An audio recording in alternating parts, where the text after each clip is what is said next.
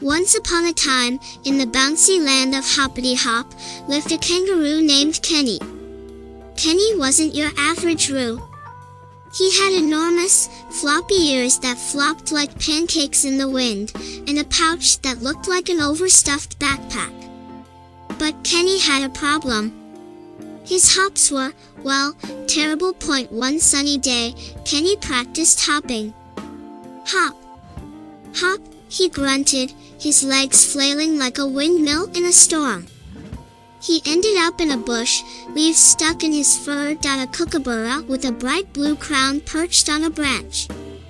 Hoot hoot, he laughed. That looked harder than catching a juicy bug with boxing gloves. Kenny frowned. It's not funny, Bruce. I want to hop high like the other kangaroos. Bruce tilted his head. Have you tried hopping with a spring in your step? Maybe some fancy footwork? Kenny blinked. Fancy footwork? Like what? Like the wiggle wobble. Hop left, wiggle your bum, hop right, wiggle your nose. Kenny gave it a go. He hopped left, wiggled his bum, hopped right, and tripped over his tail.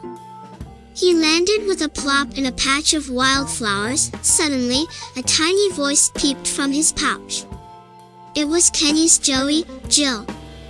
Daddy, you look like a flowery rug. Kenny chuckled.